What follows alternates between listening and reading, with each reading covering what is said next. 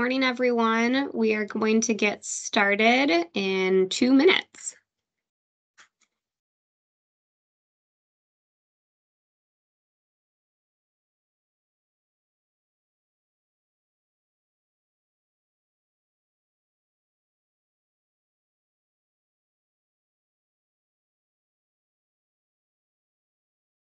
Probably heard. I'm on TV.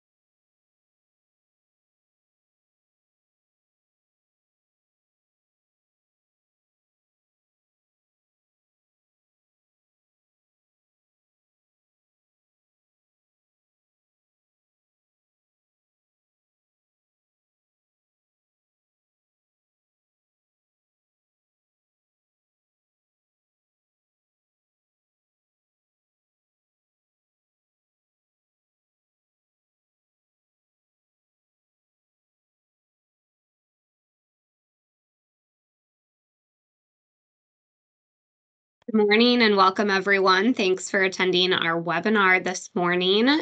We are going to be discussing the Phragmites Adaptive Management Framework Small Grants Opportunity. So hopefully that's why everyone is here. Just to give you a little bit of an outline of what we're going to be doing today, Tasha is going to start with a little bit of background on PAMF and the program. And then I am going to jump in to walking through the RFP and specifics of what should be included in various proposals. So we should have lots of time for Q&A and discussion. We'll kind of let you know, take some pauses throughout to get questions, and then we'll have a dedicated Q&A session at the end. So we'll go ahead and get started, but before we do, I do want to acknowledge the Great Lakes Restoration Initiative, who's providing the funding, and that's through a cooperative agreement with the U.S. Geological Survey Great Lakes Science Center, which is in Ann Arbor. And Tasha and I are at the Great Lakes Commission in Ann Arbor, Michigan. And the commission is a binational governmental agency which serves the interests of the 8 Great Lakes states and 2 provinces of Canada. And we are the coordinators for the Phragmites Adaptive Management Framework and its parent program, the Great Lakes Phragmites Collaborative. And then I do want to also acknowledge University of Georgia, which is one of our partner organizations supporting PAMF. So with that, we'll kind of get started.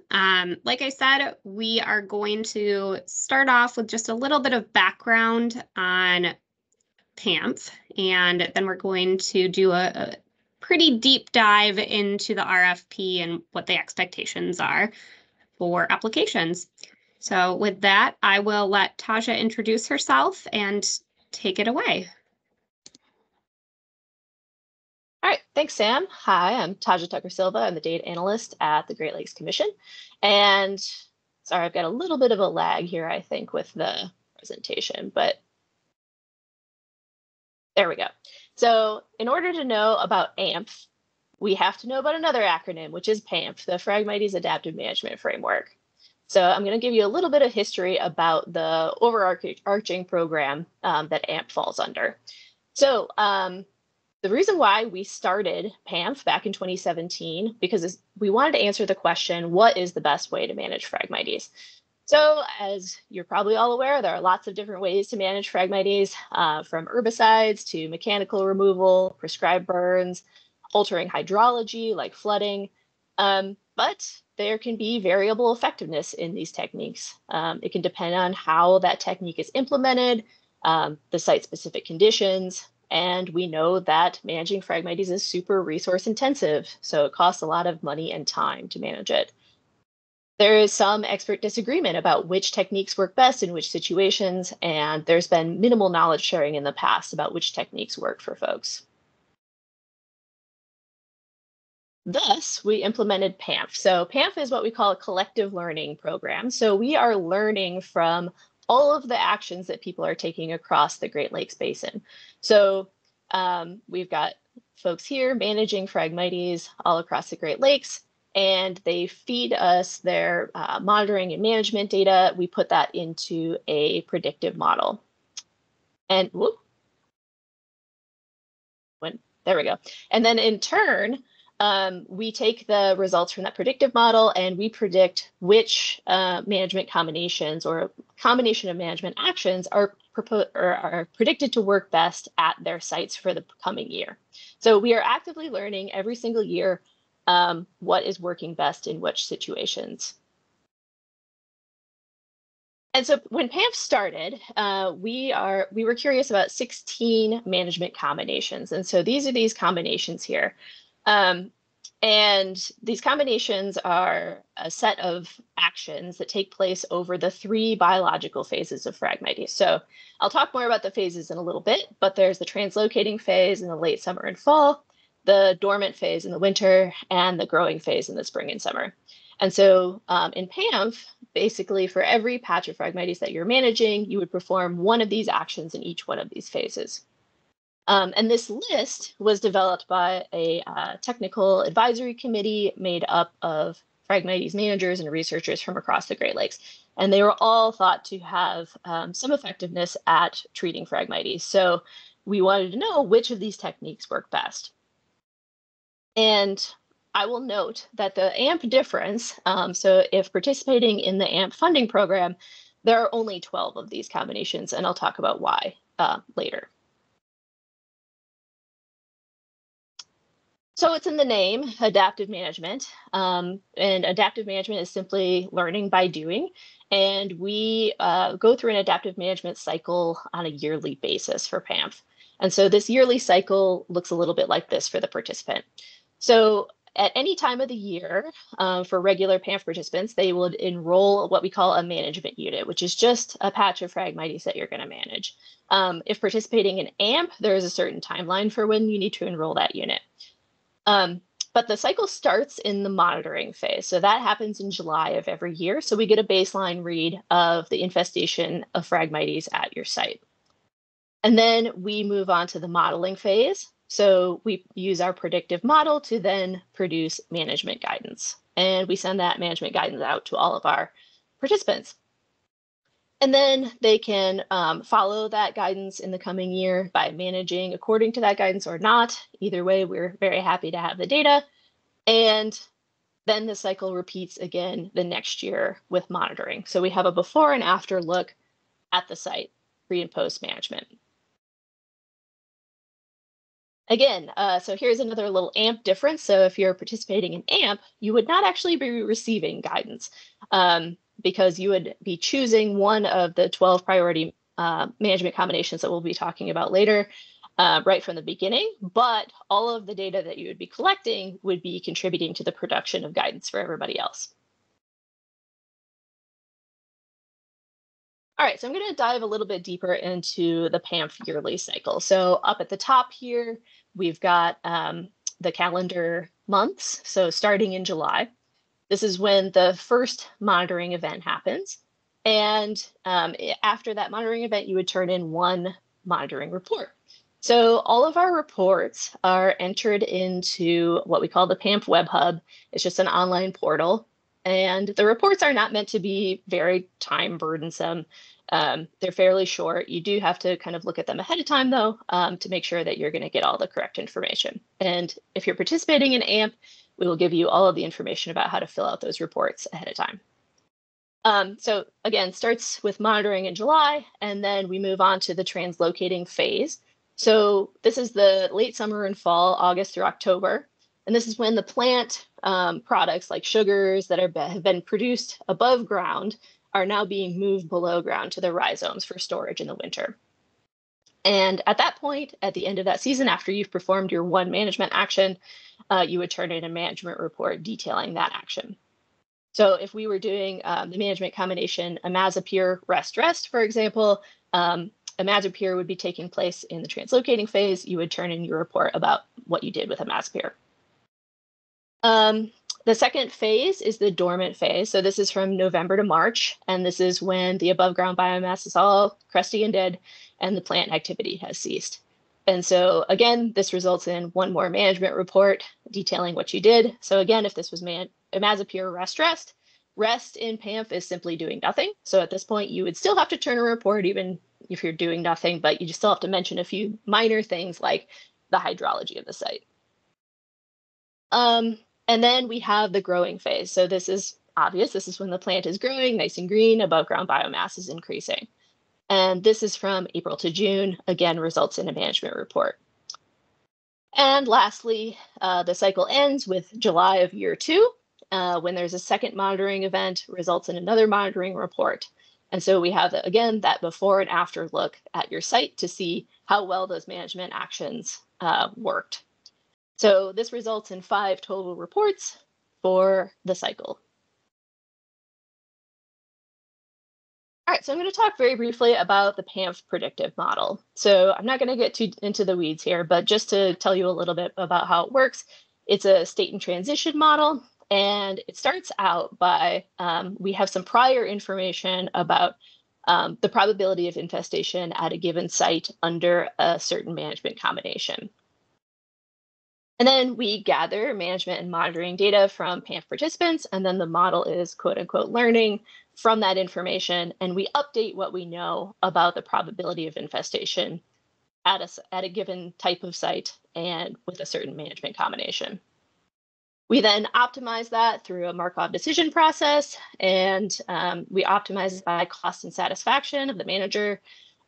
We want to optimize it by cost because we would really appreciate it, if management costs less. So we're looking for cost-effective solutions here. And then lastly, management guidance that is produced. So management guidance is the set of management actions or the management combination that is predicted to work best for the coming year at a given site. It is site-specific.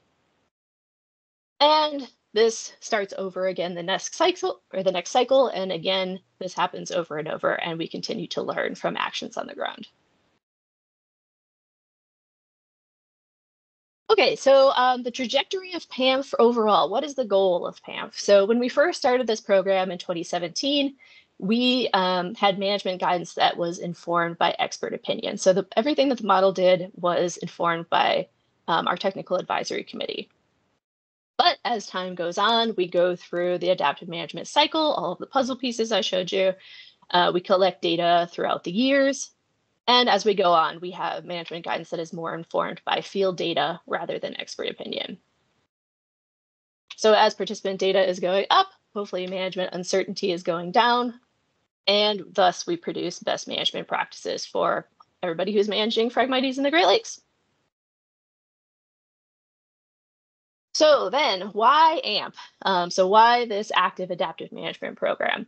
So even though we have these 16 combinations that we want to learn about, unfortunately, we have gotten a lot of data from a few of these combinations and not a lot of data from a few others. So this column on the left here shows the number of observations we have so far since we started the program. So an observation in this case is a set of 5 reports, so 1 yearly amount of data per management unit.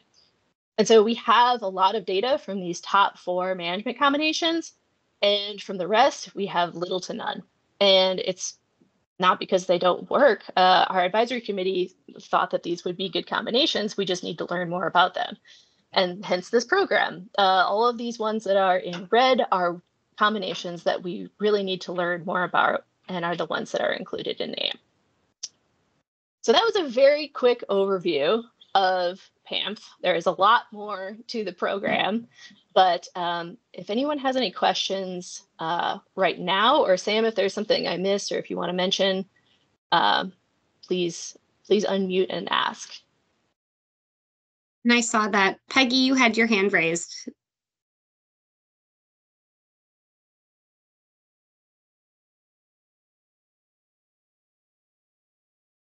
Okay, we'll go to Sam. Okay, did I unmute there? Hopefully. Yes, you did. Okay, good. So just curious, you've got a lot of strategies here, mostly involving glyphosate and Emancipir. Is it possible to add anything else? I know our neighborhood group is really interested in using a mixture of vinegar and salt, and maybe to be a little bit less invasive environmentally. And I just curious, is that something you would entertain, another strategy? Yeah, so this first iteration of PAMF, we're really focused on these first 16 combinations. But in the next couple of years, we're hoping to go through a double loop learning process where we might identify new combinations, switch out for other ones. And that's, other things that we're looking at, like bioherbicides, might be something that we might want to add in the future.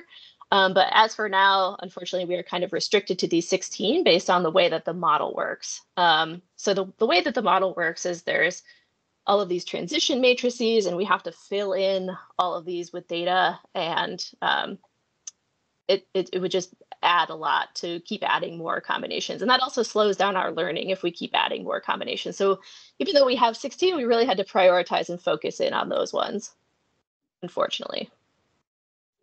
That makes Good question, sense. though, Sam.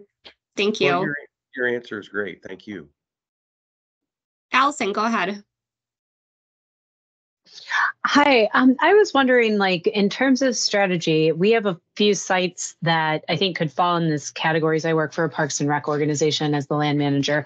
But would it be helpful if we're trying to think of what the project is to pick one site and one treatment option, or could we use two treatment schedules at one location, and would that be more useful to you or not? Yeah, so Sam is going to talk about that in a little bit, but we would definitely, we would really like it if we got more management combinations at more sites. So, but it's always just one management action per phase per site. It's, not adding multiples per site, if I understood your question correctly. Okay, no, thank you. Yes. Thanks.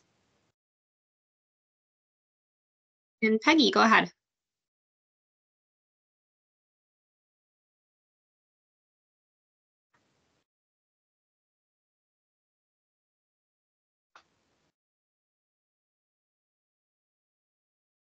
Peggy, if you're talking, we can't hear you. And for folks that aren't able or would prefer not to unmute and ask a question, you can also use the Q&A box, and we'll get to all of those questions as well. We'll be monitoring that throughout. Any other questions, or Peggy, are you able to unmute?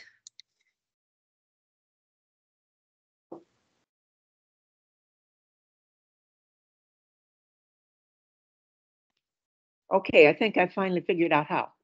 There you go. Perfect.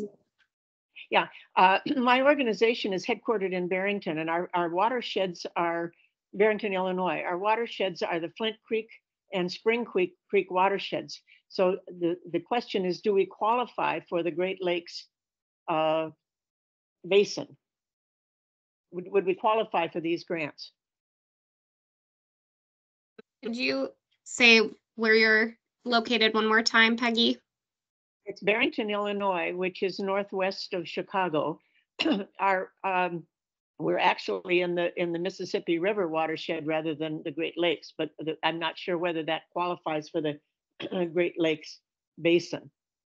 Yeah, so looking at where you're at, you're in one of the adjacent watersheds, and even though you're technically outside of the basin, work that you do managing Phragmites within your area and within your watershed has a direct linkage and impact to the Great Lakes.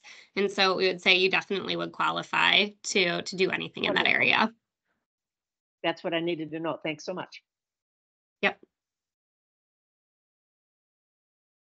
Okay, any other questions? And we'll do lots of pauses like this. So no worries if you think of one later, you can always throw them into the Q&A. and we will make sure that everyone's questions are answered.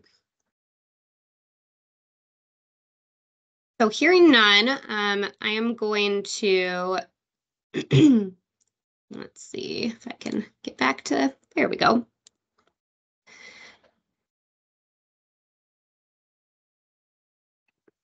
So I'm going to walk through the RFP now. I did attempt to, before the meeting started, put in a link if you want to follow along to the RFP. If you can't see that link, maybe Taja can go ahead and re-put that into the discussion portion so that everyone has access to that.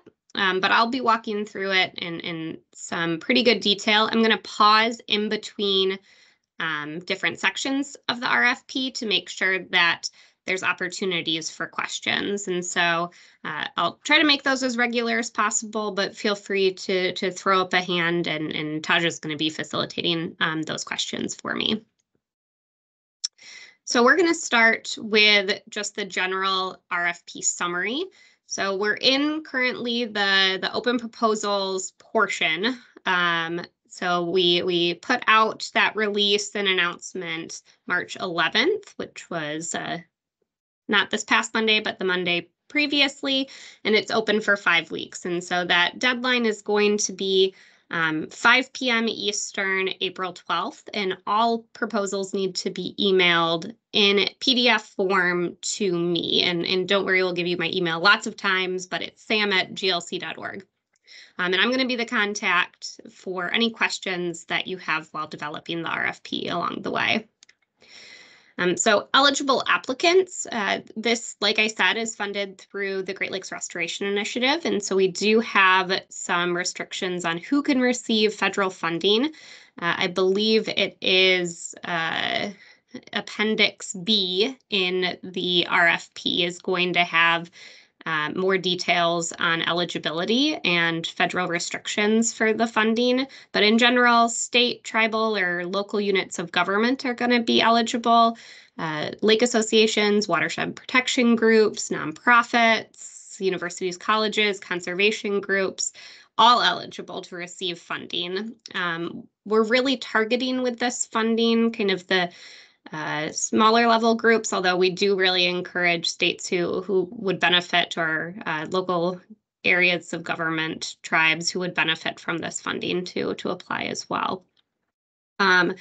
Those not eligible would be individuals, private industry.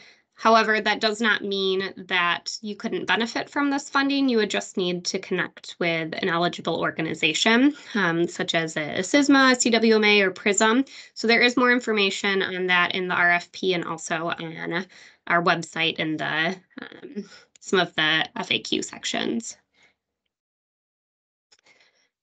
We have a total of $390,000 that are going to be available to applicants. We did not set a minimum or maximum amount for what you can apply for, but we generally expect that we'll receive proposals between $5,000 and $30,000. However, outside of that amount, it is definitely going to be considered. So any amount below $390,000 will be considered.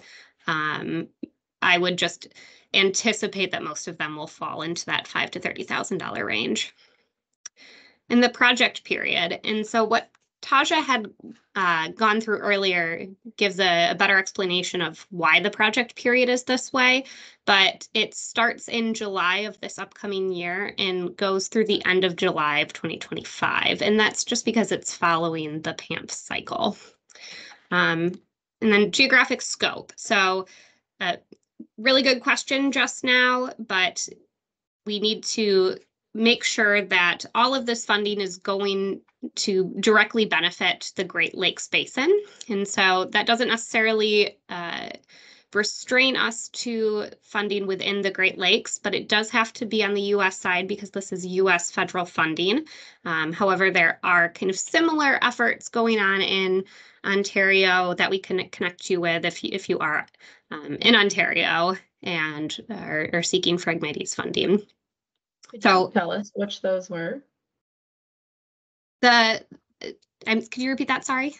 Can you tell us which Canadian funding streams you're talking about? Yeah, so the Green Shovels initiative, and we can put in, I think Tasha can actually put that in the chat. They haven't released their RFP yet, but I believe they are in the next couple of weeks. And so they will have a funding opportunity through the Green Shovels Initiative or Green Shovels Collaborative and the Ontario Invasive Species Center. And more details on that to come later. And if you subscribe to our listserv through the Great Lakes Phragmites Collaborative, we'll be sure to promote that through that source. Good question. So while you do need to be in the US and in one of the Great Lakes states, you don't necessarily need to be within the watershed boundaries. So surrounding watersheds are acceptable. We would just ask that you provide a statement of justification. And so we provided some examples of what that might look like in the RFP in this summary or grant specifications section. And so take a look at that. But if you're unsure, please reach out and happy to answer any questions that way. So I will pause here. That got us through the grant specification section. Any additional questions before we move on to required activities? We do have a couple in the chat, or in the Q&A, I should say. Hey, could you read those out, Tasha? Yep. Okay, Thanks. So the first one is from Chris Myers. It says, of the 12 listed lesser used methodologies, will preference be given to any methodologies over the others? Can we submit an application for a project with different amounts requested for different methodologies based on the quotes we receive from contractors, or would PAMF prefer that we commit to a methodology at the time of application? Yeah, excellent question. So we do need to know that you're going to be implementing one of the 12 management combinations, and we'll need to know which ones. However, that being said, you are able to implement different combinations should you want to enroll more than one management unit. And so if that is the case, then you're going to be able to apply for whatever amount is appropriate for those different applications. And so we do recognize that some of these are going to require a lot more, some of these management combinations will require a lot more funds than others. And that's perfectly acceptable. That's why we had a hard time and we ended up ultimately not setting caps on what the funding amount would be. But we will need to know it is going to be one of those 12 management combinations and which one of the management combinations by the time the proposal is submitted. There's always room for a little bit of adjustment after the fact on budget, but I would say make sure that you're requesting kind of the maximum amount that you would anticipate it costing for those various combinations.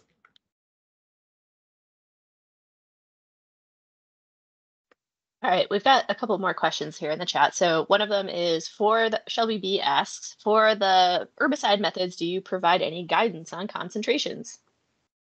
Yep, and so we always say that you should follow the concentrations on the label, and so definitely refer to the label. However, we know that sometimes they can range between different concentrations, different percentages. We do have a little bit of guidance and more, I guess, information on each of the management combinations, including herbicide application, that we can provide. Those are all available on our website, and there's also an appendix included in the RFP. I believe it's Appendix A, and that gives more details on what is meant by each of the management combinations. But the actual how you implement each of these techniques is really going to be up to you. We don't require that you implement in any particular way as long as it meets the definitions that we've laid out. I also put a link to the herbicide quick guide that we have at the Great Lakes Phragmites Collaborative in the chat. So yeah, that's a perfect resource. Yeah, so another question from Kristen Myers. Our nonprofit Land Conservancy is also the fiduciary for a SISMA. Can we submit separate applications for 5 to 30K? If not, can we both submit an application as long as the total does not add up to over 30K? So you are able to submit 2, that would be just fine. And you also can submit 1, and we're not capping it at $30,000. That's just kind of the anticipated range. So if you think that you can enroll multiple management units using 1 or more of these different management combinations and meet the requirements under the RFP, you're welcome to submit up to $390,000, which is the available amount. I will say that we're trying to make sure that we can spread this funding out as much as possible, as much as there's a need. And so we might come back to those of you if you do submit in higher amounts and just see if your applications are scalable in any way.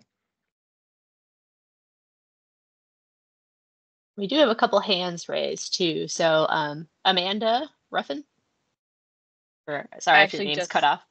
No, that's okay. I actually just had my question answered from Kristen's question, so we're good. Okay. Perfect. And then Jacqueline. Hi, yeah, I missed the part about the geographic scope. You said there was like a map that outlines the surrounding watersheds that would qualify?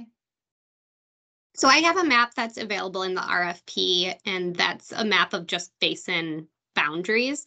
We didn't set a specific geographic area for where outside the basin that would be qualified, just because I think there's probably a case for a lot of areas in the states that are outside of the boundaries. We didn't want to set a, within 20 miles, within 50 miles of the basin boundary. We wanted just to rely on the justification provided. And so if you're outside the basin, but there's a direct connection, and it could be a direct connection through water, through human movement. So thinking about right-of-ways, things like that, that would have a direct impact on the basin boundaries with that area, then we would encourage you to apply, or at least reach out to me and we can talk through it if it would be reasonable to put together a proposal.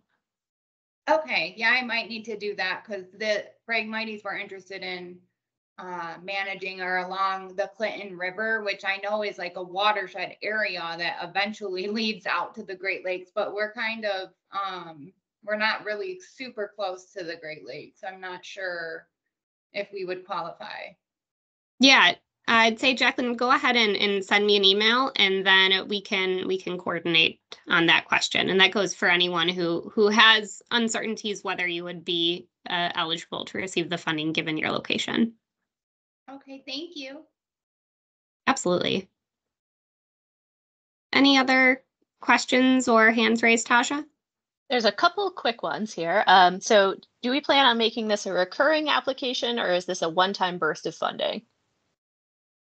So that's a really excellent question that I don't have a satisfactory answer to. Our intention is to make this reoccurring funding, but since this is Great Lakes Restoration Initiative money, we can only be certain of this year's worth of funding before funds are appropriated for the next fiscal years. Our intention is to have it for a total of 5 years in varying amounts. So I would hope that this would be not the only time this funding is available. And if that's the case, you would be able to apply multiple years. We just aren't going to have a good answer to that for probably a couple more months now. All right, last one that's in the Q&A is, are you seeking a minimum amount of acreage?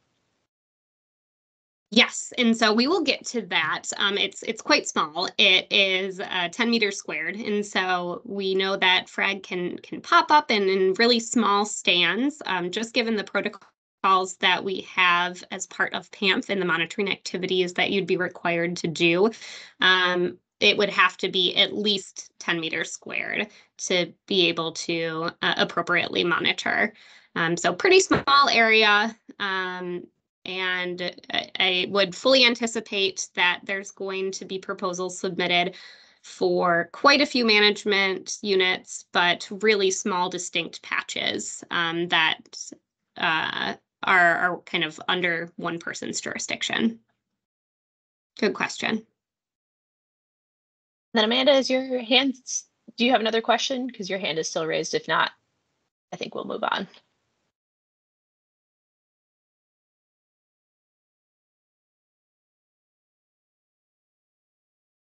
Okay, I think we can go ahead and move on. Thanks. We'll pause after the next section for more questions.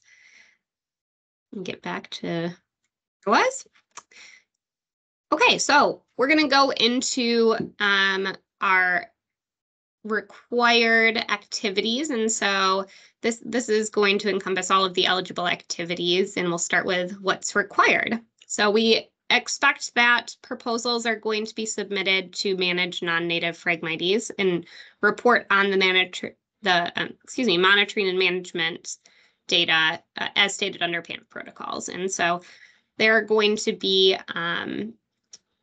lots of resources available to help you understand those protocols. And then we do provide kind of anytime support for answering questions and going through those throughout the year as well. But I would make sure that you're familiar with the PAMF protocols and with that timing, and I'll go over that in just a little bit as well. But that's going to be important because that's one of the main requirements for this funding initiative. We also would expect that you would enroll at least one management unit of the appropriate size and conditions. And so this is when I'm going to get into what a kind of management unit would look like. So there's only really 3 actual requirements. The first we already covered. It has to be located within the Great Lakes states, somewhere in the basin or directly outside the basin with a direct connection. And so again, if you're unsure if you would qualify given location, please reach out to me and we can work through that together. Management units must be a minimum of 10 meters wide to ensure that all 5 monitoring quadrats that are included in our monitoring protocols would fit within the area. Also, we set this because you're going to have to establish GPS boundaries and create this type of map that you see on the slide here to define the area that you're trying to manage. And so this is also to help us account for GPS device accuracy and general error that you would expect to see. And then the final requirement is that only one management combination should be implemented, and that is at that specific site. So more on that in a moment, but one management unit should have one management combination. So even though there's no maximum size limit, choosing a site that's too large might lead to some challenges when it comes time to monitoring. So we have a standard monitoring protocol, and it's going to be the exact same regardless of the size of the site. And what we found through past implementation of this program, which has been going on since 2017, is that when management units are enrolled that are too large, we're not getting really good representative data from those sites. And there's trouble with access, and there's trouble navigating through a really large area. So we're recommending that a maximum of 5 acres is kind of that top bound that we're putting on the size of the management unit. And so that doesn't mean that if you have a really large continuous area that you couldn't apply for funding to cover that whole area. We just might consider breaking that up into multiple management units. So there's some additional considerations when selecting a site. And like I've said a couple of times now, I am happy to work through site selection with folks too, even if you are within the boundaries of the basin, just to help kind of make sure that what you're proposing has the best chance of success. So some of those considerations, we want to make sure that you're able to uniformly manage throughout the entire area that you set as a management unit. So if you were to If you were deciding that you were going to apply maybe glyphosate in the translocating, you were going to do nothing, so rest during the dormant phase and then apply glyphosate again in the growing phase, which would be next spring, summer. Then you want to make sure that you're able to apply glyphosate evenly over that entire management unit. If there's areas that you're just not going to be able to access, maybe they're inundated with water, or maybe you have different restrictions for, managing parts of the property, make sure that you're not enrolling that as one contiguous unit and breaking that up potentially, or not including a section of that. There's also some practical considerations to make. So the boundaries are going to remain consistent throughout the year.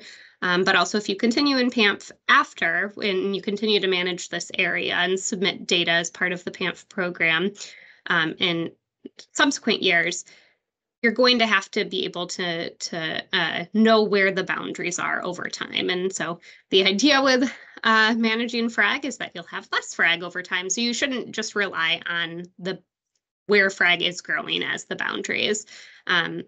Some people like to kind of set little stakes out to denote it. You can always re-download a GPX file and kind of retrace your steps, but that's important to consider. If you're managing a really large area, like I had mentioned before, you might want to consider splitting that up into smaller units that you're able to apply a uniform management combination to. And then finally, if you're managing one large stand or many smaller stands, you might want to consider enrolling a portion of the area, and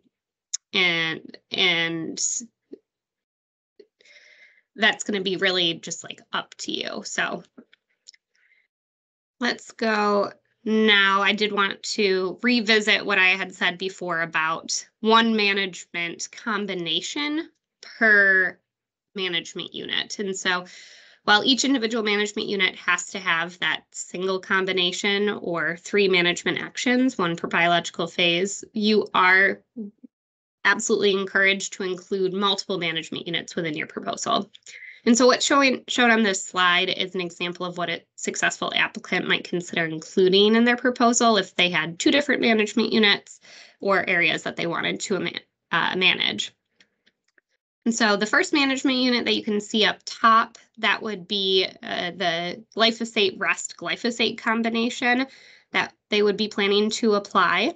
And so that would mean glyphosate would be applied during the translocating phase, which would be sometime post-monitoring this July through the end of October. Then they would rest or do nothing over the winter. And then next spring, sometime between April and June, they would once again apply glyphosate over the entire site. And so then the management unit below, which would be a separate area that they're trying to manage, maybe they had the ability to flood, and so they were choosing to implement a glyphosate flood combination, which would be applying glyphosate July to October of this year, and then flooding for the remainder of the management period. And so this is just an example of how you can apply different management actions. They just need to be at different locations. Taj already shared this list, but all of the management activities need to align with one of the 12 priority management combinations. And this is in the RFP, but here it is again.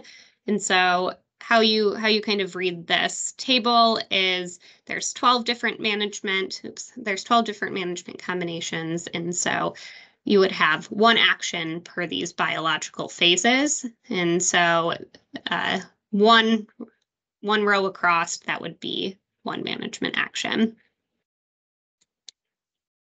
And I did mean to mention that there is the detailed summary in Appendix A of what's intended by each management combination and the included management actions. So definitely reference Appendix A.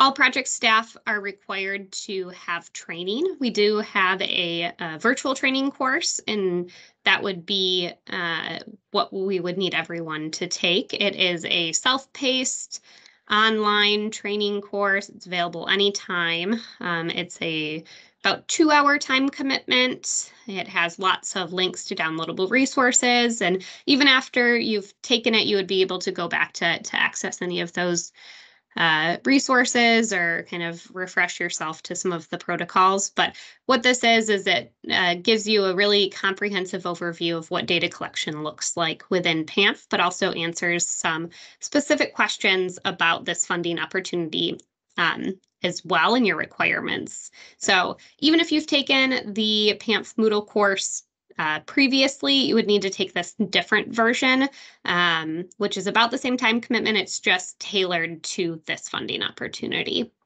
And this wouldn't need to be done until you were contracted. And so this isn't something that has to be done right now, although you could take the PAMF Moodle course right now if you were interested in learning some of the protocols. This is something that you are able to include budgeted time for yourself and any project staff within your proposal budget. So we mentioned the PAMF protocols. Again, it's important to know what those are. And so I would make sure to review the PAMF participant guide, which we can share a link of that out too. There's also a link to it within the RFP, and Tasha might be able to throw it in the chat right now as well.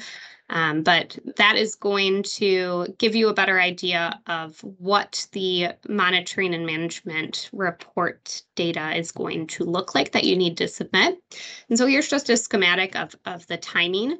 So again, here's 2024. The project period is going to start July 1, and then sometime during that July month, you would need to monitor and submit that monitoring report. So it'd be due July 31st.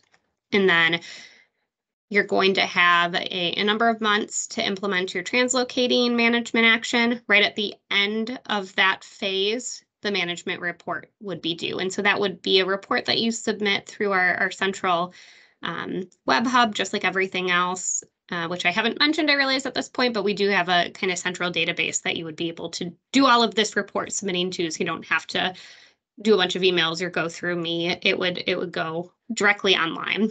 And so this management report would be due at the end of the translocating phase. Same thing for the dormant management report and the growing phase management report. So all of those would need to be submitted right following the phase. And then there would be another round of monitoring to tell us how those management actions did on controlling Phragmites, and that would be July of 2025. And then we'd have a final grant report due, and that would include your budget and a final narrative in August. And so more on that final narrative when we get to the contracting phase, but I did want to say that would be one of the expectations as well. And then the final required activity under this is a commitment to genetic testing. And we are going to make award funds conditional on genetic verification of non-native Phragmites subspecies. So we want to make sure that these are all Phragmites australis subspecies australis. And this is something that we at the Great Lakes Commission are contracting with Oakland University to provide. And so this wouldn't cost grantees anything. They would just have to commit to mailing a leaf sample from each of the management units that they are applying to within a specific 2-week window to Oakland University. And they're going to provide us a really quick turnaround on that genetic analysis. And everyone who has gotten to that phase of the application process, who we get confirmation that the management units are comprised of non-native Phragmites, then we would be able to fully execute the contracts. We're doing this because what we found is that there has been, just from our experience, coordinating PAMF outside of the funding opportunity, there has been quite a few occasions where native Phragmites patches have been enrolled, or in some rare occasions where there's management of another grass or another species that's not Phragmites. And so we just really want to confirm that we are learning from the management of non-native Phragmites and not how native Phragmites or a different species would respond. So that's why we're requiring this aspect. So I'll just pop these back up, and then I'll do a quick pause for any questions at this point on required activities.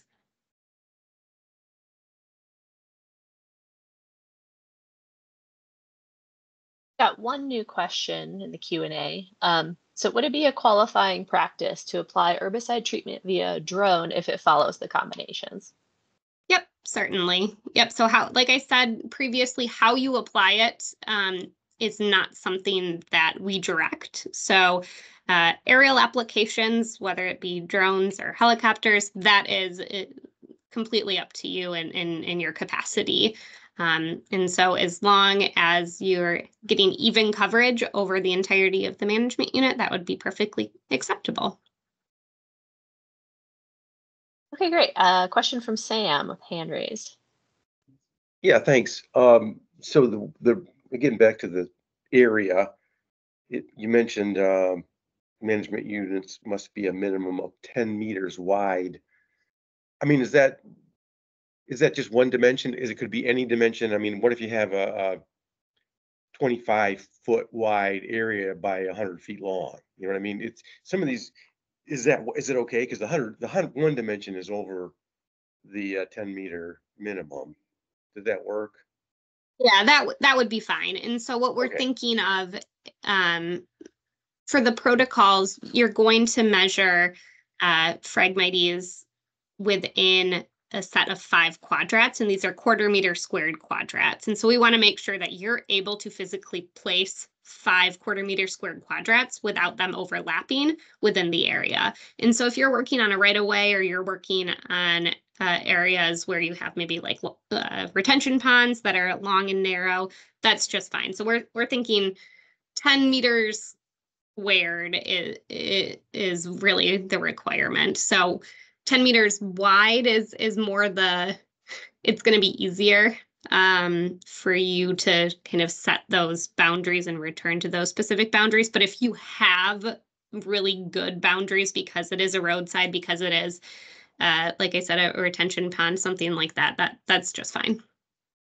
Yep. Good Yep. question. And if you have, we have some that's on like our public easements, and then maybe some other areas on neighbors' private property.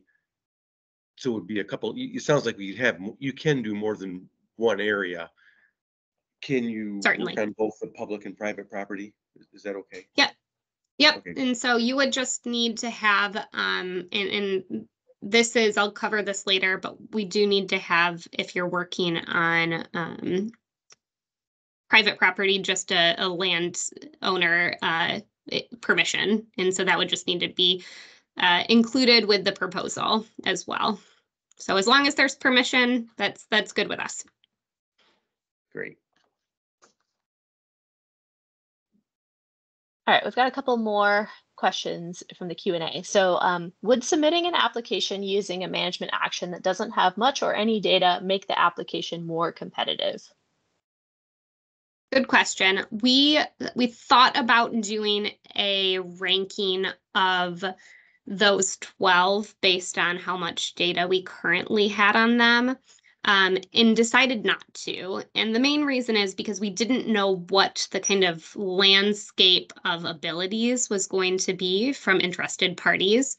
And so I'd say that the things that really make the proposals competitive are including more than one or a few management units. And so we're getting those multiple data points. Which of the 12, it's going to kind of be an even playing field for that, unless there's only one person out there who can do a certain management combination, and they might be given priority, but that would be hard to judge without knowing what folks are going to submit proposals for. All right. For another question from the Q&A, do you know if we need a collection permit to collect leaf samples to mail, since frag is a prohibited species in Michigan? Yep, so that's a really good question. We have, at least right now, depending on where you're at, we have permission to mail samples from various jurisdictions within the Great Lakes states to Oakland University. This is requiring us to do at least one statewide permit, but all of those permissions should be in place, and so you will be able to legally do that. That's something that we've been working to confirm on our end. As long as you're mailing only leaves, not reproductive material, and these samples are kind of clean, free of any hitchhikers, things like that. So we will have detailed protocols, but yes, you will be able to mail them legally. All right, and then we've got a hand raised from Catherine. Hi, I work in Wisconsin for Vilas County Land and Water Conservation. We're not within the Great Lakes watershed, but it sounds like that's still okay. For the most part anyway, we're not in the Great Lakes watershed. One of the things that I'm not certain about is that it sounds like you're kind of focusing on larger Phragmites populations management, but what we're having up here is I guess we're starting to detect it more often. We really have small populations up here, and honestly, the management we've been doing we've been working with the Great Lakes Indian Fish and Wildlife Commission, and we've been just literally digging out the plants monthly during the growing season. But it sounds like that's not exactly the methods that you're looking at or looking for.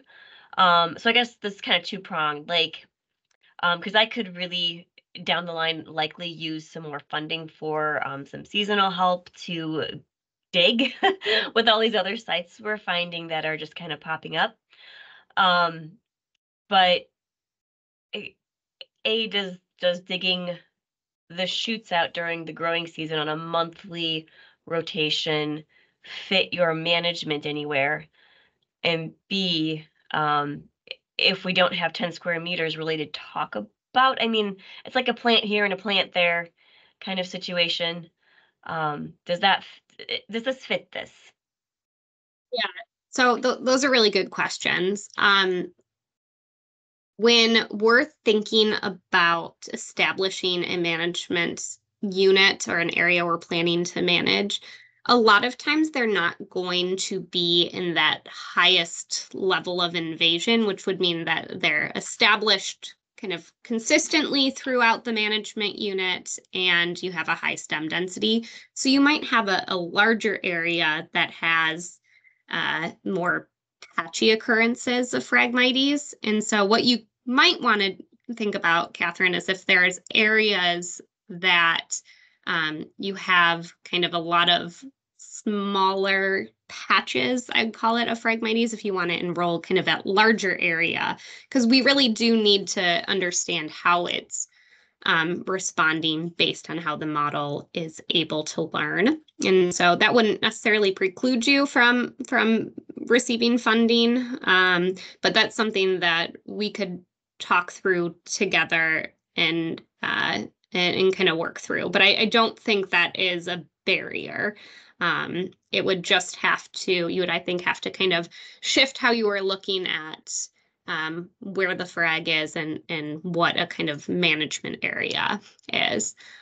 In terms of the actual management action, so it seems like that would be most similar to our spading. Spading isn't quite full excavation. It's taking a sharpened shovel or a spade and inserting it at the base of Phragmites where it enters the ground or a little bit below the ground level and cutting it off from the underground rhizome network and then removing that biomass.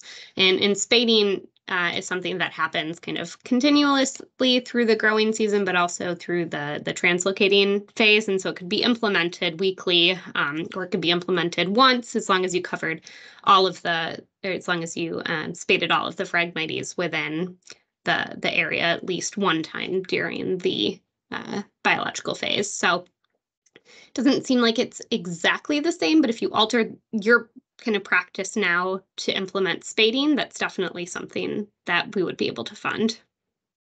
Okay, so just as a quick follow-up, we're not really spading, we're actually like digging out the roots as far as we can get them to go under the ground. So like the rhizomes. So I don't know if that's got a different name for your process or no? Yeah, that is currently not one of our combinations. And so any sort of like excavating or removing the below ground biomass is not one of the combinations or management actions that we're currently built to learn from. Okay, all right, thank you very much. We've just got a small enough amount of material that we can do it, so thank you. All right, we've got another hand raised from Adam.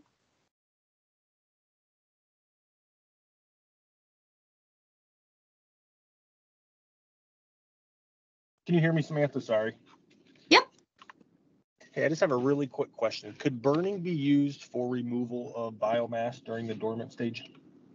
Absolutely, yep. And so burning would be the remove biomass. So it wouldn't be the mechanical and leave, but yep, that is definitely one practice in which you can implement the remove biomass action. Perfect, thank you. All really good questions. There's no more. I'm going to go back on, and now we're going to talk about maybe the less fun of. Oops. See, now I'm getting my screen's all messed up. There we go. Okay. Oh no, it's even more fun. The eligible expenses is first. Okay, so what can you spend money on and what can you include in your budget? So salary, fringe benefits of all supporting staff, that is an eligible expense. And so a lot of these management actions are time and labor intensive. So I would fully expect that you would be charging salary and benefits. And we did not cap the fringe benefits, but there is potential for negotiation if we think that they're kind of like outside the range of acceptable. You can also purchase management supplies. And so this would be herbicides, personal protective equipment, application supplies. So thinking about like shovels or weed whackers or things like that, that are more kind of considered disposable. And you can also rent equipment. So large scale machinery, things like that, that would be an eligible expense, but only if they were rented. Contractor fees, a lot of this work we anticipate is going to be contracted. So you're absolutely able to contract with this. And we would just need to have that information included in the proposal. There is a little bit of flexibility to fund travel to management units as well. And so if you have a really large area, large jurisdiction, and you need to, rent a car or charge mileage, that's something that you could also consider putting into the proposal. And indirect costs. So indirect costs are eligible as part of this. However, they are capped at 25% of salary and fringe benefits. So these are all eligible expenses. I'm going to go through optional expenses and the non-eligible expenses before I pause. So save any questions on eligible expenses for just 1 minute. One of the other kind of optional add-ons to this is we're trying to use this as an opportunity to benefit other research that's going on within the region. And so, like I said previously, we do partner with the U.S. Geological Survey out of the Great Lakes Science Center in Ann Arbor on this project. And they're undertaking currently a study that requires soil samples. And so this would be a microbial community analysis study that applicants would either be able to kind of opt into or you don't have to. This would not, your participation in this would not have any bearing on your eligibility or your preference, but it's something that we are just trying to leverage if there is capacity. And so Appendix C in the RFP does provide details, and you can budget up to 3 hours per management unit where you plan to collect soil samples. All of the materials for doing this would be provided to participants. And so it would really just look like collecting some soil samples and then mailing them to USGS. So that's something that they're coordinating, but you can indicate your desire to participate in this additional activity or not, and then budget appropriately. So now to non-eligible expenses. We want to really limit what we're funding to those 12 management combinations. And so we need to make sure that each management unit has one of the 12 combinations as they're stated in our participant guide and also in Appendix A of the RFP. While we understand that there might be some, non-incidental or some incidental, management of other species, we want to make sure that the focus of this for monitoring and management is on non-native Phragmites. And so including other non-natives in this wouldn't be something that would be able to fund. I did mention you could purchase supplies. However, equipment is not something that can be purchased using these federal dollars. And so there are restrictions, and how it's defined is really a single item costing $5,000 or greater. And so thinking about, if you needed a big mower or a truck saw or some other type of large machinery, while you are able to rent or contract that, you wouldn't be able to purchase that with these funds. But this wouldn't stop you from buying more disposable supplies for management. And this is one that I don't love that we're not able to include, but it is us trying to balance data collection as part of this PAMF learning initiative. And so we need to really limit our fundings to actual management implementation, and post-management restoration is not something that's going to be eligible. However, I do want to encourage everyone to restore and to think about kind of how we're going to treat these sites after Phragmites is removed and during that management process. But spending money on restoration activities as part of this is unfortunately not allowed. So I will pause again there and see if there are any questions on any of that. Okay, we've got a hand raised from Allison. Hi again. I was just wondering, is there any pre-approval phase, or for contractors that we're working with, what do they need to do to be part of the grant? So for contractors, really, we just need to know who you're contracting with and what the estimated costs are.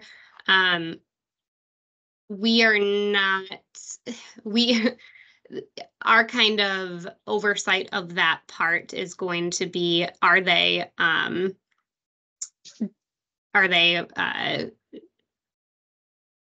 permitted to have, are they like actual applicators, things like that? Like, do they have the right legal requirements? And insurance, but you would need to have insurance as part of this. And then that's something that I'll cover in just a little bit. But it's more just we're looking at how much it's going to cost and does that seem appropriate? And are they licensed applicators or have the correct permissions? Okay, cool. So then in the way the money would go is that we submit the estimate as part of our proposal, and then they do the work, we pay them, and then it's a reimbursement from your organization for that money? Yep, exactly.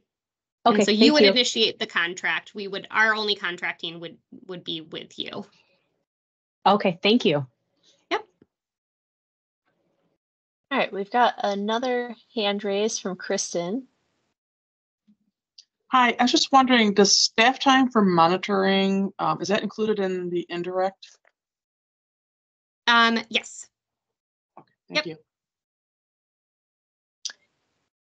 Okay, some questions from the chat. So can the funding support outreach? For example, a handful of hours for an outreach staff person to share the project on social media, newspaper articles, etc. Yep, I think that would be, I think I would just need to kind of see the justification for how that would add to the overall benefit of the project, but some limited funding to support that I think would be fully acceptable. Another question. Do we need a NICRA in place to charge indirect over 10%? Do not believe so, but follow up with me on that.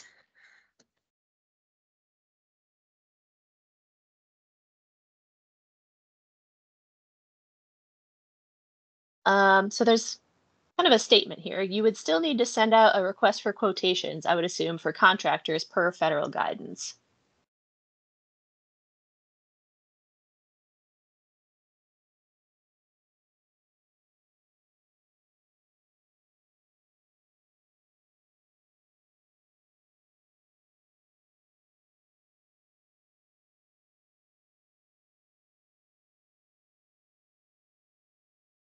Also another one, let's follow up on. And this is where this being the first year that we're doing this is really showing, because we do not have all of the answers at this point. All right, let's go. We've got a hand raised. Oh, went away. Kristen, do you have another question?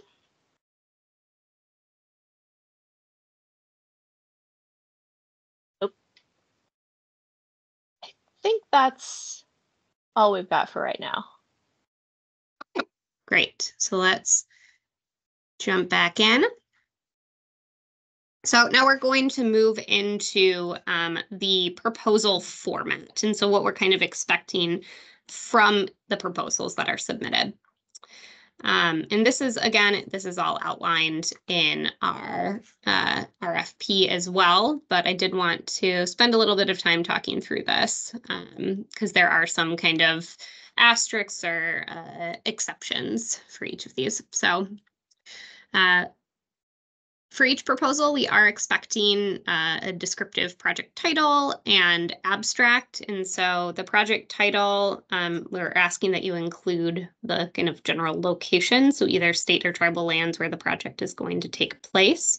And then just a one paragraph abstract that summarizes the proposal. And so in this, we would want to know how many management units and which combinations, so that we can just, at a high level, see what is being planned.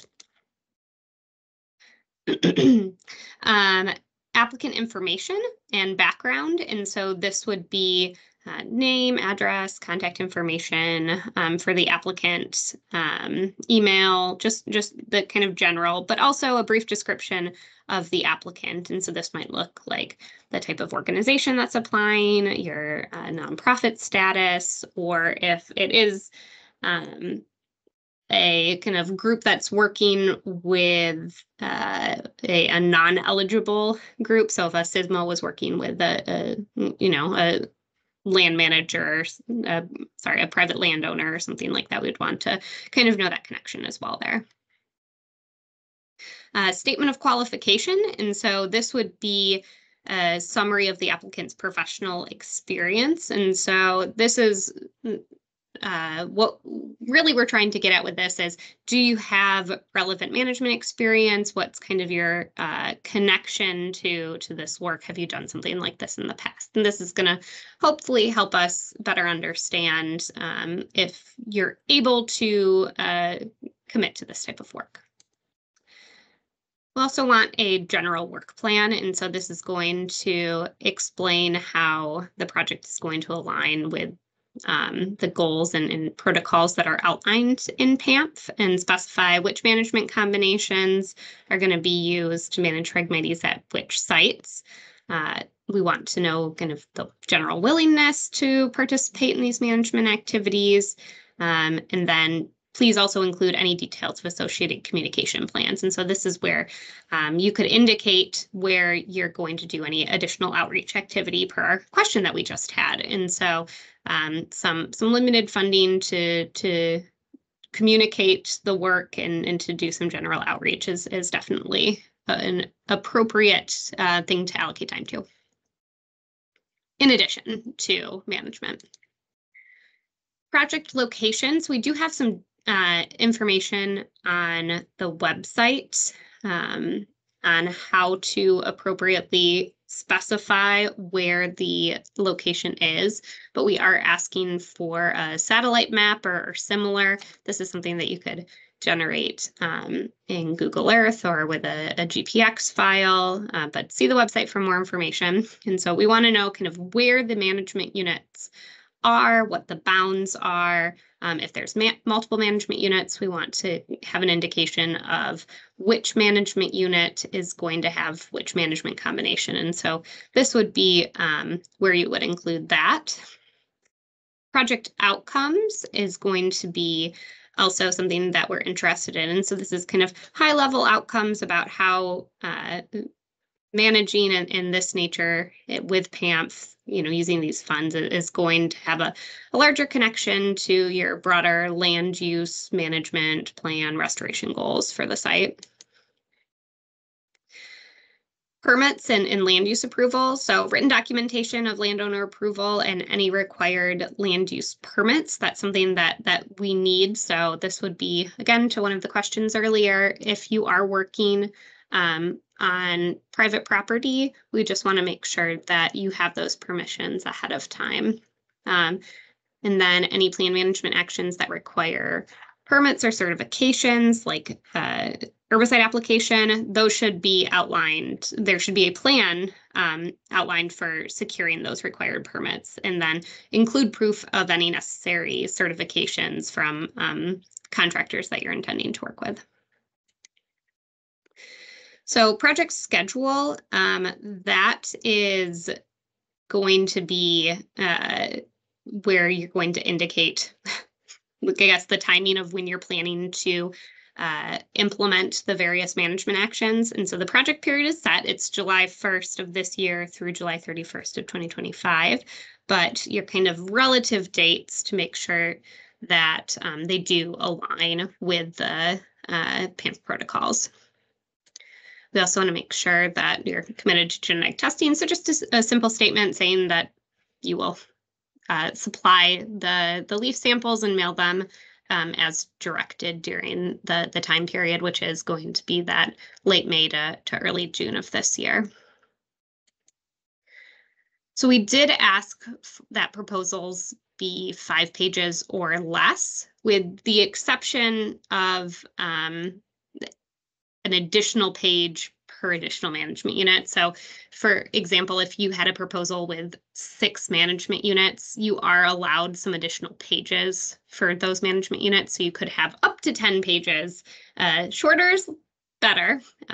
We do have a dedicated task force who is going to be reviewing these and doing the actual selection. And so to be respectful of them, we try to keep it as minimal as possible, but we know that we are asking you to include a lot in there, especially when we get to the locations and those satellite imageries, and that can kind of take up a lot of space. So the narrative itself should definitely be kept to 5 pages, but if you need additional pages for those project location maps or kind of a summary table or things like that to describe which management combinations are happening where, that's just fine. That's acceptable.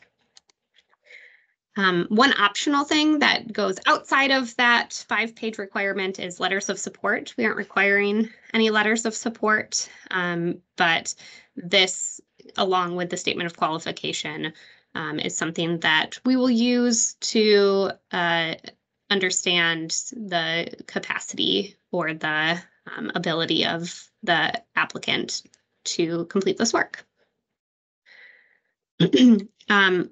I did mention before insurance, and so insurance is something that a successful applicant, so one that we're in the contracting phase, you've been selected, is going to have to provide. So applicants don't need to acquire insurance prior to being selected for funding. However, they do need to indicate that they're going to acquire funding should that be dispersed. And so the fully executed contract will be conditional not only on the genetic funding, oops, I'm just going crazy here, not only on the funding, but also on the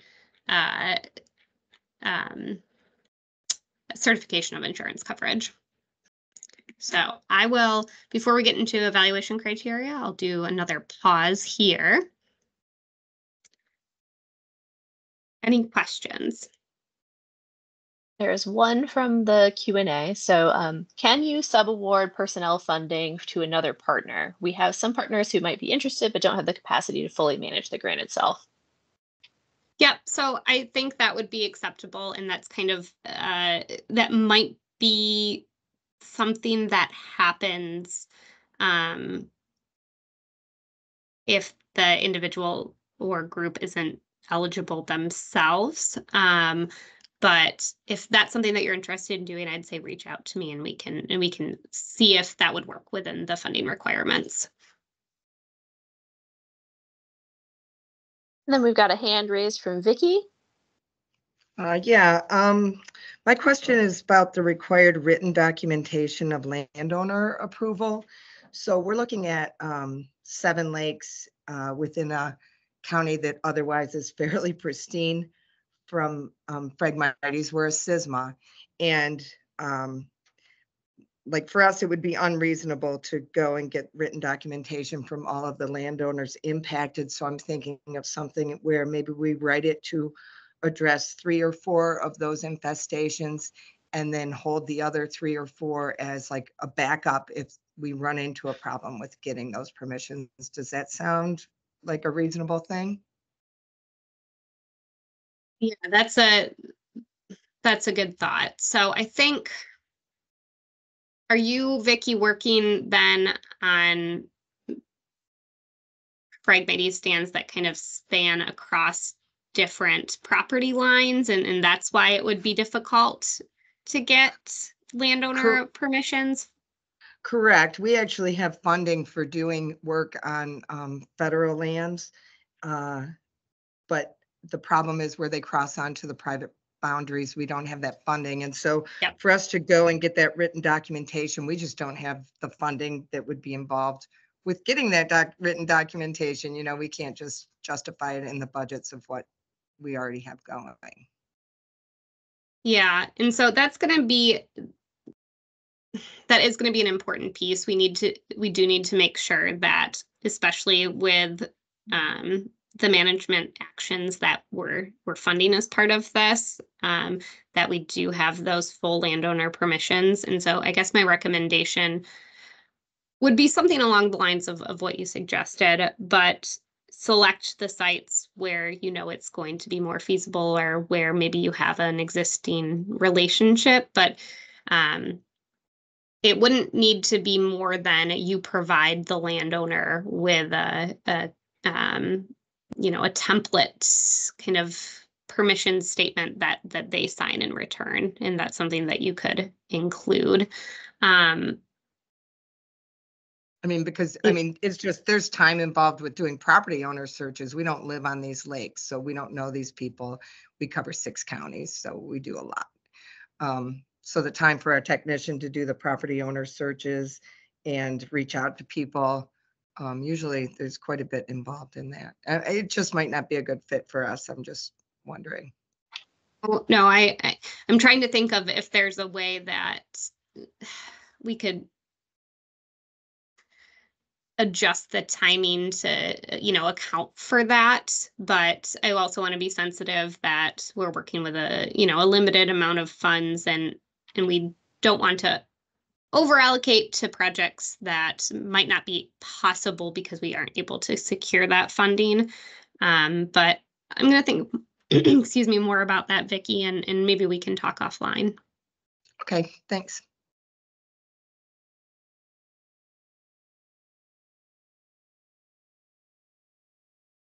Any other questions, Tasha?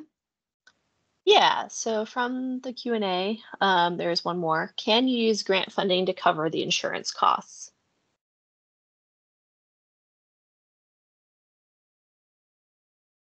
So the timing would not allow that because you would need to have that in place prior.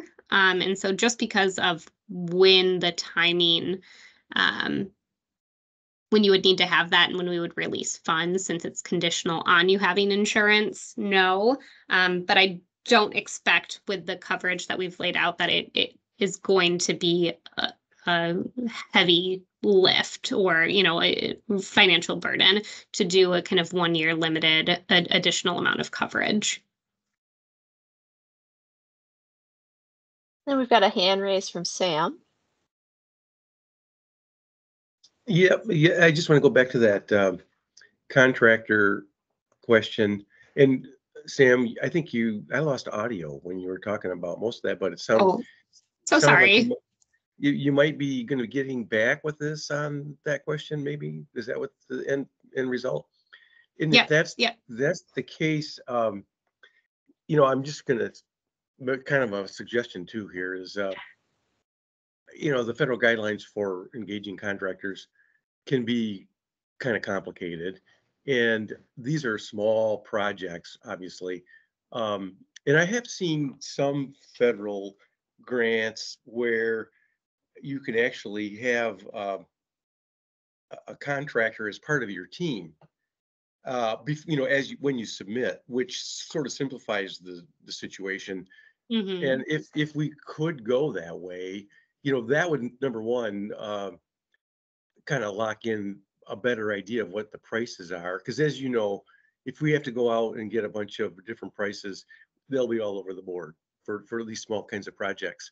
And it's hard to, in a grant, if we're going to use a contractor, to know really what those prices are ahead of time without, and you typically don't go out and bid this before you get your grant. So I guess where I'm going with this is if we could actually include a contractor as part of our team with a known price up front, that would be a more accurate way to put our numbers together.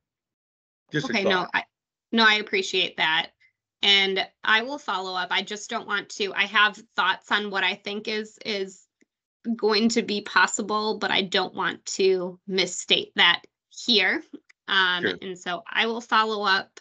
And if anyone's watching this recording later, follow up with me on this, and hopefully I'll have an answer then. But I need to connect with our contacts at USGS and EPA on this funding. Thanks. I think that's all the questions that I see. Okay. Excellent. So moving on, we're almost all the way through, but I did want to talk about evaluation criteria. And so, like I said, we have assembled a task force that consists of a diverse selection of representatives with Phragmites management experience from across the basin. And they are going to be the ones who are evaluating the proposals. And so the process is going to be you'll submit proposals to myself, and we will do some internal initial eligibility kind of review, and if you're eligible, then it will move forward to the task force. If we have questions about the kind of like appropriateness of different aspects of the proposals, we might reach back out to you before that time too.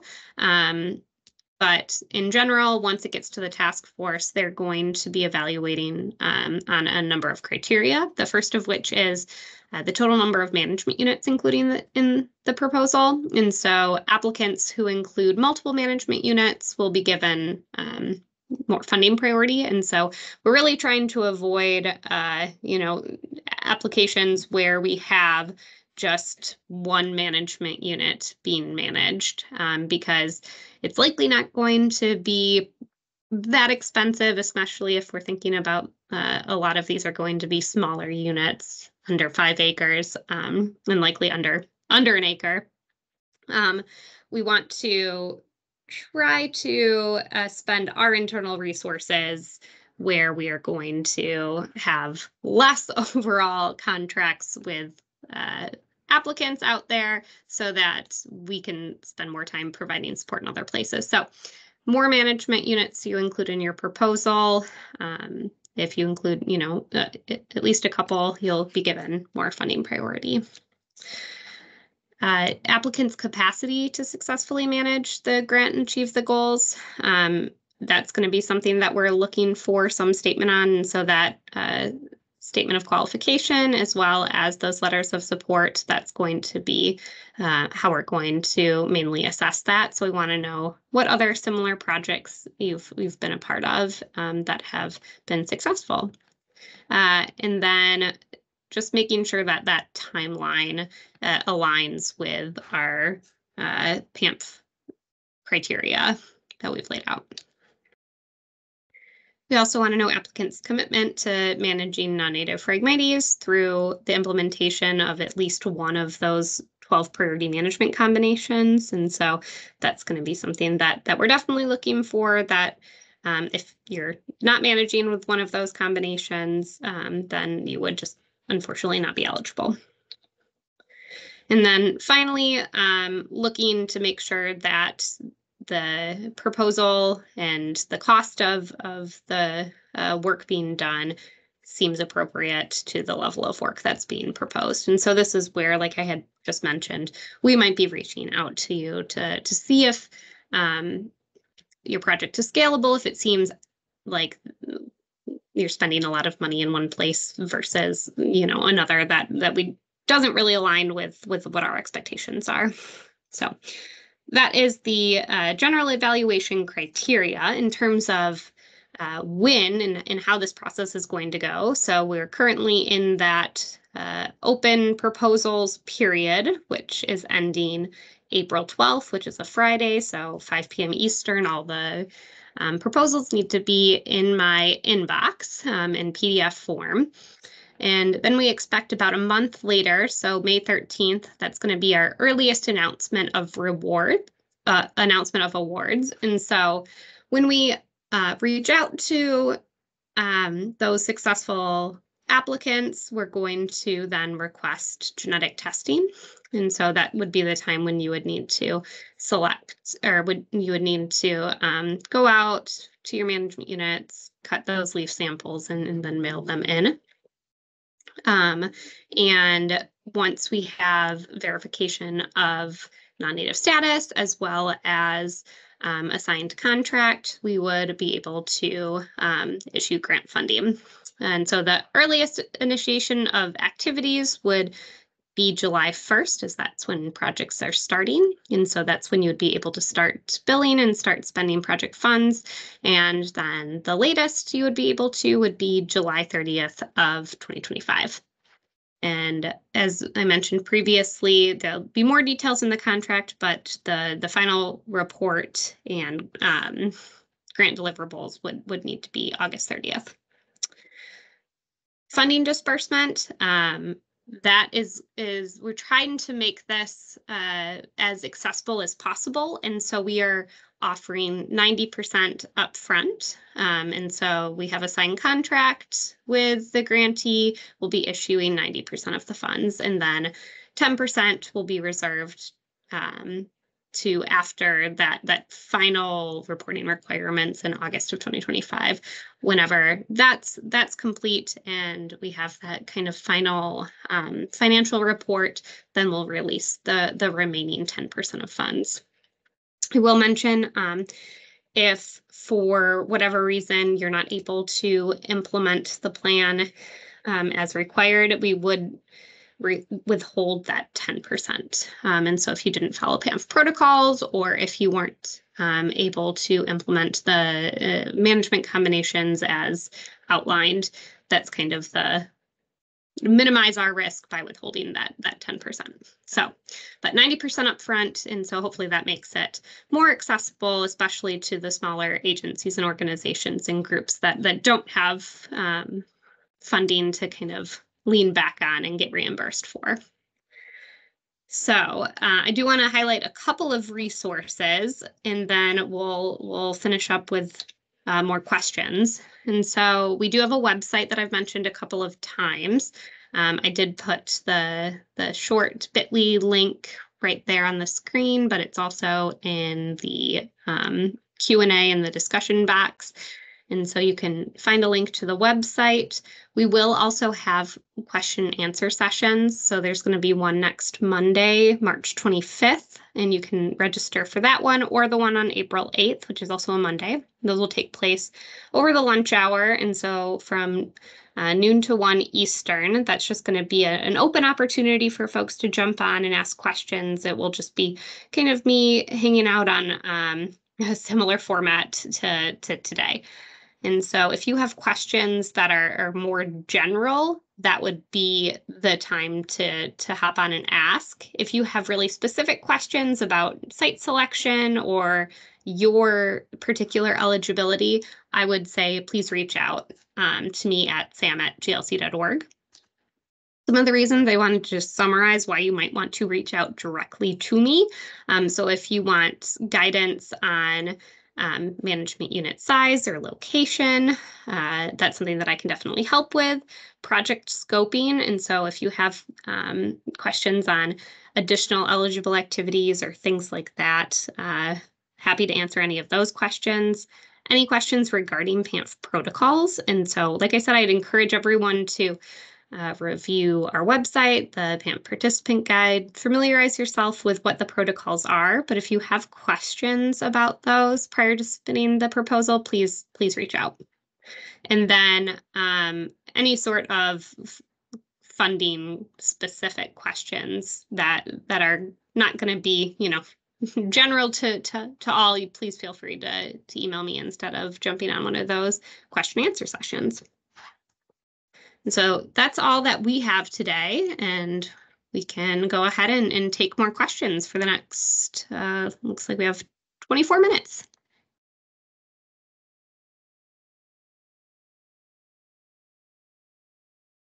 All right, we got one in the Q&A. So to clarify, the staff time to collect and mail the leaf samples and postage for mailing would not be able to be funded by this project due to the timing of the July 1 date. Yes, so that's correct. And so you would be able to, we would provide the service at no cost, but the time to actually go out and collect those samples, that would not be an eligible expense.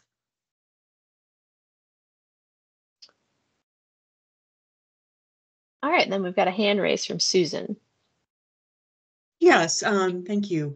The word monitoring could be kind of daunting to some of my staff. And so you did mention, setting up the quadrats, but I really feel like I need a little more information about what the monitoring is going to entail for me to, sell this. I think it's kind of what has held us back from participating in the PAMF in the past. So I'd appreciate a little more information.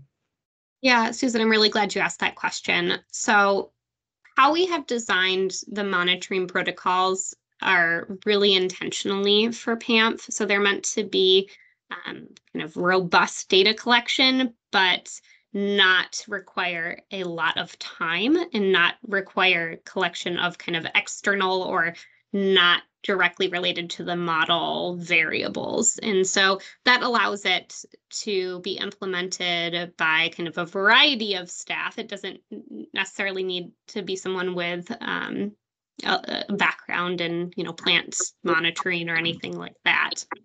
And so there's kind of that, hopefully that gives you some assurance. We do estimate that it takes about 2 hours. It's really dependent on how large the site is, but it's not a big time commitment. And again, monitoring would be something that you would be able to budget time for yourself and staff within this funding opportunity. So you would be at least compensated for the time it takes to monitor. What it looks like kind of at a high level is you go out to a site and you assess how much Phragmites there is within your management unit boundaries as a whole. And so that's what we're calling percent establishment. And so it's just selecting one of kind of 3 binned options. Do you have kind of a little, a medium amount, or a lot based on percentages that we give you?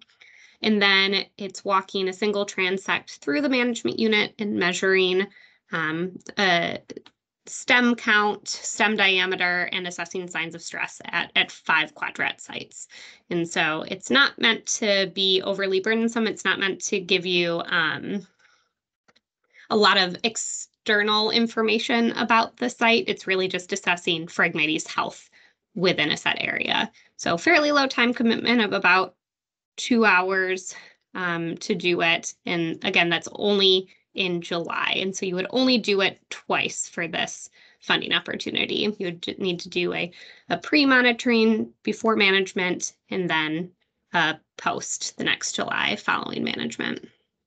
So hopefully that answers your question, Susan. And we do have lots of resources on monitoring, including our Moodle refresher course, which you could look at too, and that gives you kind of a way to just click through what the different monitoring requirements are, and it's also available in our PAMF participant guide.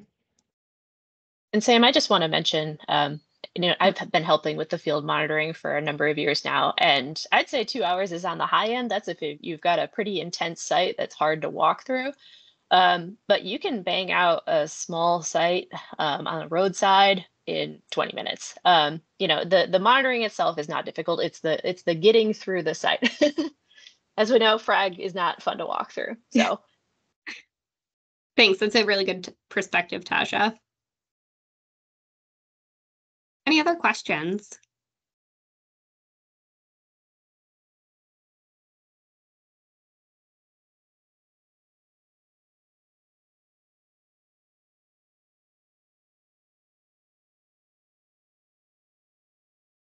And I will say some of the things that I noted I would follow up on. I will email everyone on who registered for the webinar today with follow-ups on those. So you can expect follow-ups on some of the contracting questions. Yeah, Jacqueline.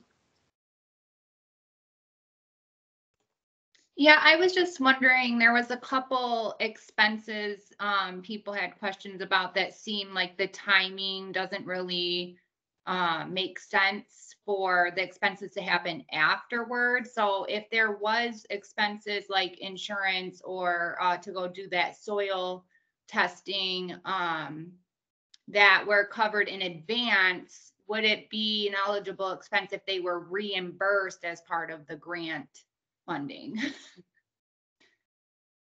So the soil sample collection, that would be covered because that would happen during that funding period. The genetic testing and that kind of that going out and cutting those samples, that would be not eligible given the timing. And so just to make that distinction, that's something we might be able to consider. Like I said, I don't expect cutting the leaf samples or the insurance to be really big expenditures for folks. But I also don't want it to be a reason why folks aren't applying. And so if those costs are going to be barriers, then I would say that's something that you could include in the narrative and request reimbursement for, and we can consider that. So if it does seem like those are barriers, include them. Otherwise, they wouldn't be covered. Okay, and you said there was like a insurance requirements guide somewhere on the website, or I was trying to so look in it the up. Okay. yeah, in the RFP, it starts on page 7. And so it is just kind of the general requirement for what you would need for insurance. This,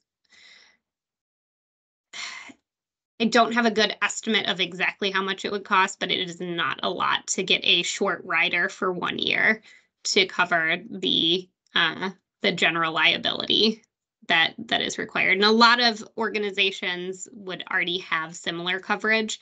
The main reason that we're requiring this coverage is because you are going out and collecting data on behalf of this funding. And so we want to make sure that everyone's appropriately protected. Okay, thank you. Yes, I see that now. I just wanted a clear definition to give to our current insurance agent to make sure that we're covered in those areas.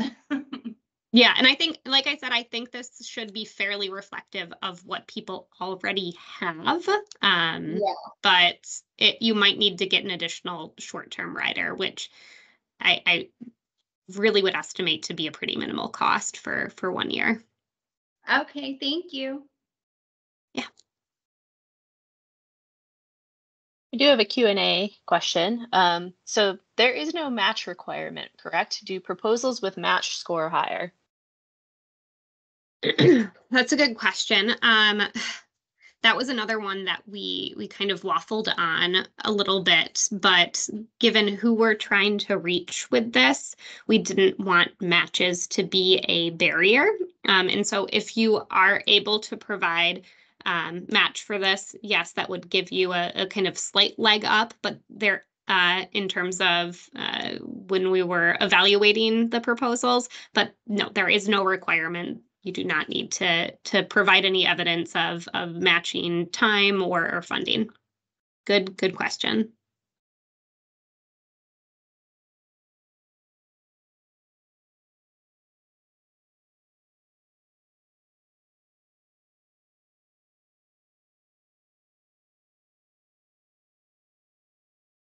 Any other questions? Some really good ones here. I'm very glad that all of you attended and are asking these questions. This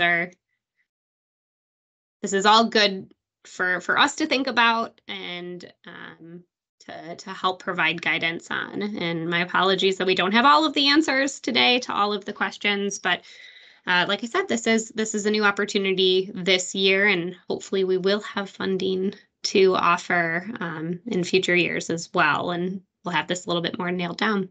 Yeah, Adam.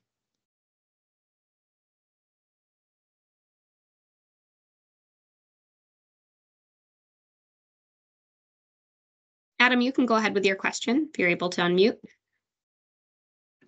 Sorry. Is there a maximum amount of acres? Like, is there going to be like too much?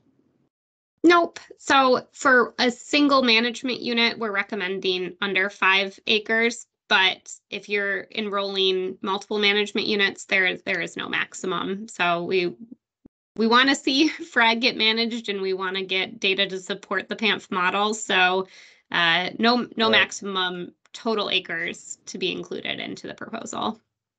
Because I was just trying to think, I'm with the Lake Erie CWMA, and like this seems like a perfect opportunity for private lands.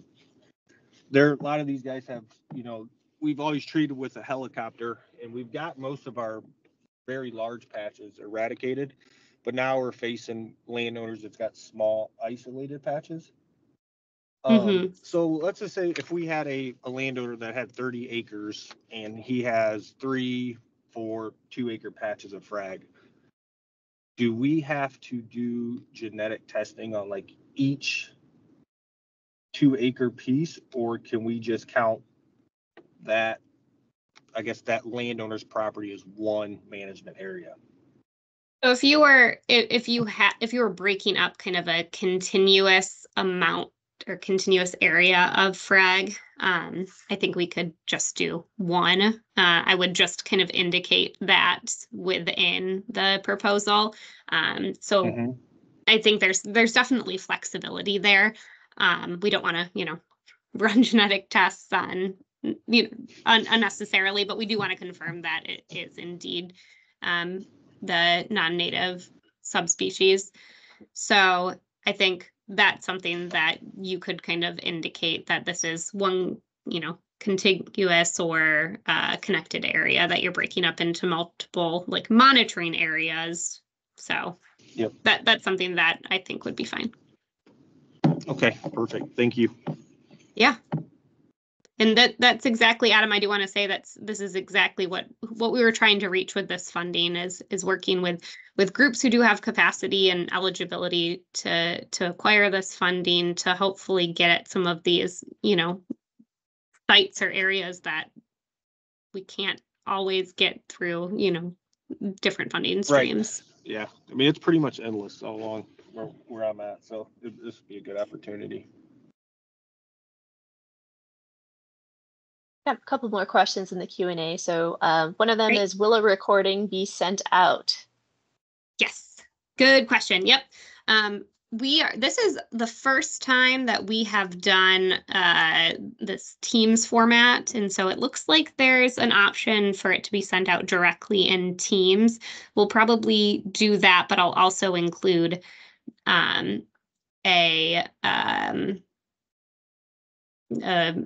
YouTube recording, sorry, I couldn't think of the word, on our website as well and link it there. And so this will be available, both linked on our website and emailed out to folks, whether it be emailing the link to the YouTube recording or directly through Teams.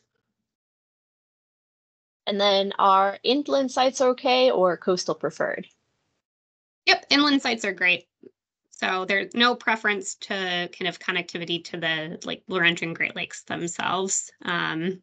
Frag grows, we know, everywhere. So yep, that's just fine.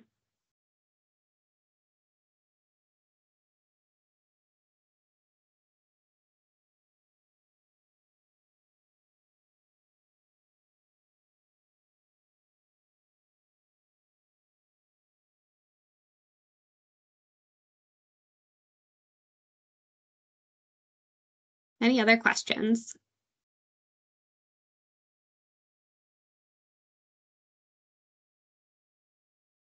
One thing that I didn't mention, but I should have, is that you will receive a monitoring kit from us. And so that's something that we will provide to you. We'll mail it out to everyone once we have the contract initiated. So you will have a monitoring kit that includes the calipers to assess stem diameter and the quadrat. And so that's going to be something that we provide to participants. And there's also going to be an opportunity to utilize an Esri app that we're kind of debuting this year as well. And so whether or not you have a Esri collector account or an ArcGIS collector account, that's something that we can provide to you if you're interested in doing kind of in-field data collection for the monitoring. So those are some other things, but kind of we can talk more about that as we kind of select applicants, and we'll provide more information on that later on.